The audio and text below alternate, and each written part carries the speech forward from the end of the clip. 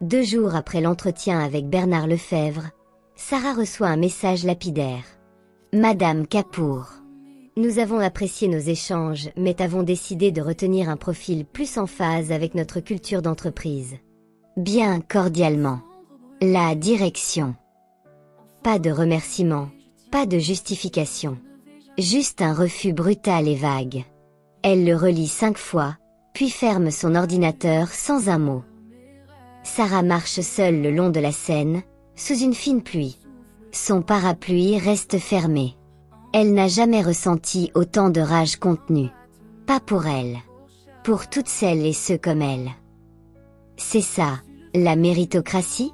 Quand une femme indienne, diplômée, expérimentée, se fait refuser parce qu'elle ne rentre pas dans le moule d'un PDG blanc de 50 ans en costume gris.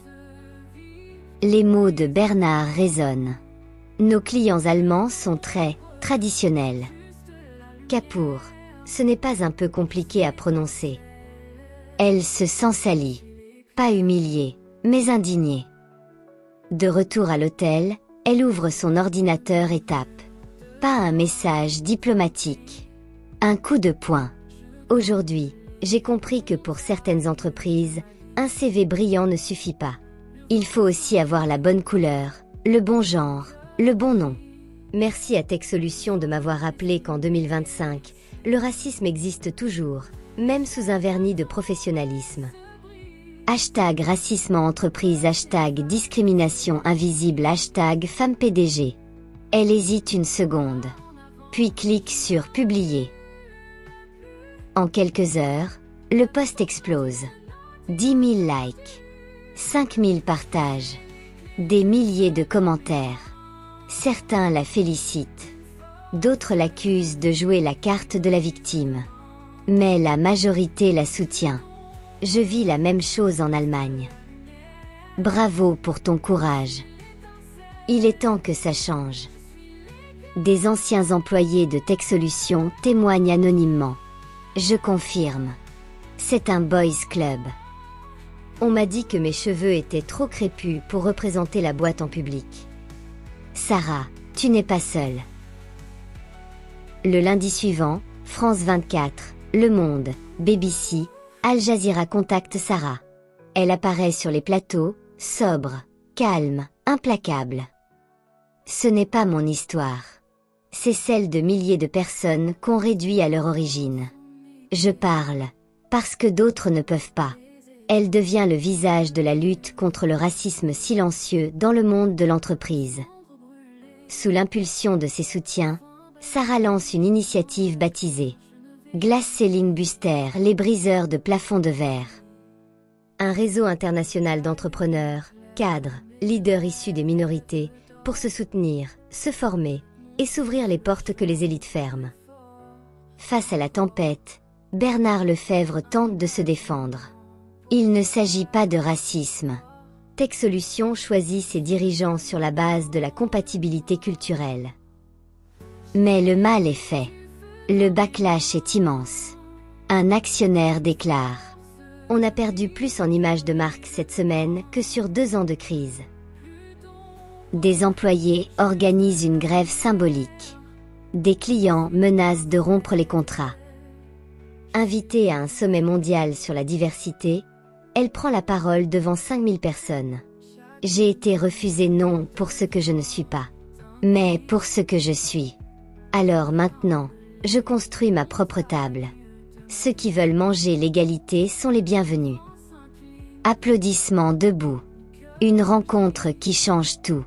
2 semaines après l'explosion médiatique, Sarah est contactée par Julien Carrel, un consultant influent en stratégie d'entreprise et ancien cadre de Tech Solutions, aujourd'hui reconverti en mentor de diversité. Il l'invite à déjeuner dans un restaurant branché de Saint-Germain-des-Prés. Sarah, tu as frappé fort. J'ai lu tous tes posts. Tu es brillante. Tu veux changer les règles, et tu le fais bien. Mais si tu veux vraiment peser, tu as besoin de plus. Sarah, méfiante. Plus de quoi? Julien, plus de puissance. Plus de réseau. L'indignation, c'est bien.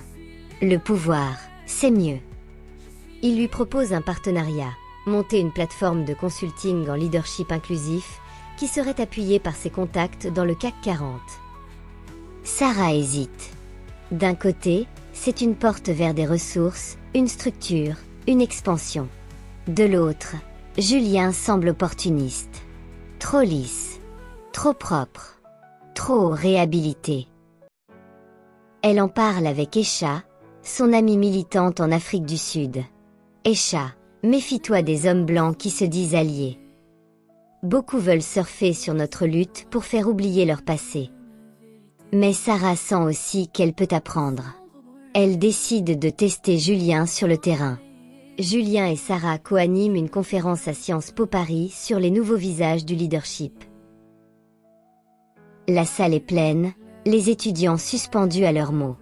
Tout semble bien se passer, jusqu'au moment où un jeune étudiant noir se lève et pose une question directe. Julien, vous avez été DRH chez Tech Solutions, non? À l'époque où les recrutements étaient, disons, peu inclusifs. La salle retient son souffle.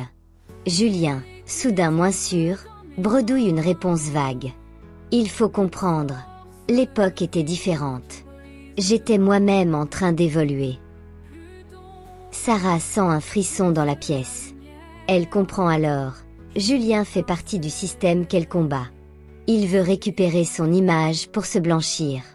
Le soir même, elle confronte Julien. Tu n'es pas un allié. Tu es un parasite. Tu veux racheter ton silence passé avec mes mots. Mais moi, je ne suis pas à vendre. Julien tente de se défendre. Il dit qu'ils ont besoin l'un de l'autre. Sarah claque la porte. Le lendemain, elle publie un message simple. Les traîtres ne sont pas toujours ceux d'en face. Parfois, ils portent nos mots, mais pas nos blessures. Julien réagit violemment. Il donne une interview dans un journal économique. Sarah Kapoor est brillante, mais elle est incontrôlable. Elle refuse les compromis. Elle confond militantisme et leadership. Certains médias reprennent ces mots. Des voix s'élèvent contre Sarah. Elle va trop loin. Elle refuse le dialogue. Elle radicalise la lutte. Mais alors qu'elle doute, un soutien inattendu surgit. Elena Train, ancienne directrice marketing de Tech Solutions, démissionnaire depuis peu. Elena, Julien m'a fait taire quand j'ai dénoncé les pratiques de Bernard Lefebvre. Tu n'es pas seule. Elena rejoint Glass-Céline Buster. Puis d'autres. Puis encore. Le mouvement grandit et devient plus fort que jamais. Sarah comprend que sa lutte ne peut pas être bâtie sur des alliances fragiles. Elle décide alors de structurer un vrai comité de direction militant. De lancer une fondation pour former gratuitement des leaders issus de minorités. Et de publier un livre manifeste intitulé « PDG malgré eux ». Elle regarde une vidéo de Martin Luther King et note cette phrase dans son carnet. Au final, nous ne nous souviendrons pas des mots de nos ennemis, mais du silence de nos amis. Depuis le scandale, Tech Solutions tente de redorer son image. Le conseil d'administration a lancé un programme d'inclusion, publié des rapports, invité des influenceurs divers à des panels. Mais c'est du vent. Derrière, rien n'a changé. Bernard Lefebvre est toujours là, plus discret, mais toujours influent. De son côté, Sarah prépare sa prochaine frappe, mais pas en criant, en investissant. Elle contacte discrètement un fonds d'investissement basé à Londres, dirigé par une amie proche, Rania Ozay, femme noire, brillante, ancienne banquière d'affaires. Ensemble, elles montent un plan.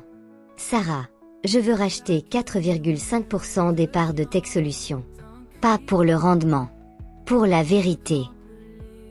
Rania, 4,5%, c'est plus qu'il n'en faut pour avoir une voix au conseil d'administration. Depuis le scandale, les actions de l'entreprise ont chuté de 11%. Les investisseurs fuient. C'est le moment parfait. En 2 mois, le fonds Ozay Capital prend position dans l'ombre. Personne ne sait encore que derrière ce nom, c'est Sarah Kapoor qui tire les ficelles. Jusqu'au jour où une invitation officielle tombe dans la boîte mail de Bernard Lefebvre. Conseil d'administration, séance exceptionnelle. Intervention d'un nouvel actionnaire, Madame Sarah Kapoor. Quand Bernard lit ce nom, il devient livide. Il croit à une blague.